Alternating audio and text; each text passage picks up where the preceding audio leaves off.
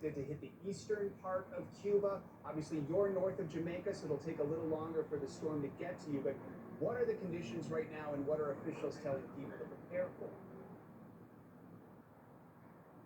Yeah, and one of the reasons that this hurricane is so very dangerous is that it's slow moving. So that means it's going to plow through Jamaica and likely Cuba even more slowly and potentially leaving even more damage, even more death. The main message from the Cuban government has been evacuate.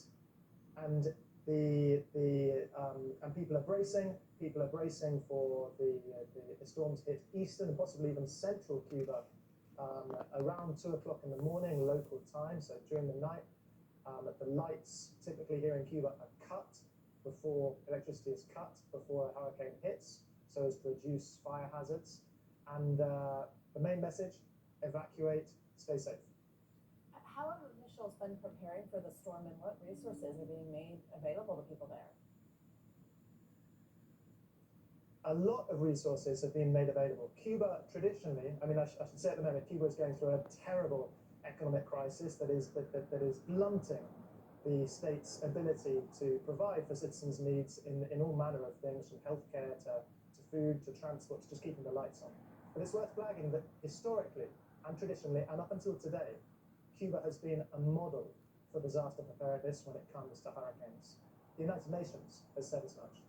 In fact, when a hurricane hits Cuba, Cubans are 10 times less likely to die than when a hurricane hits the United States, comparing it to the probability of a US citizen dying. That's how good they are at dealing with hurricanes, and the key to their success is organization and mass evacuations. And I think a comparison of the numbers between Jamaica and Cuba really brings that out.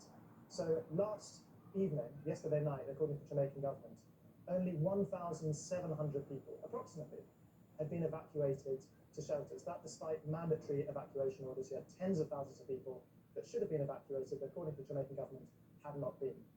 According to the Cuban government, over 400,000 people have already been evacuated, and NBC News has been able to verify that tens of thousands of people have indeed been evacuated.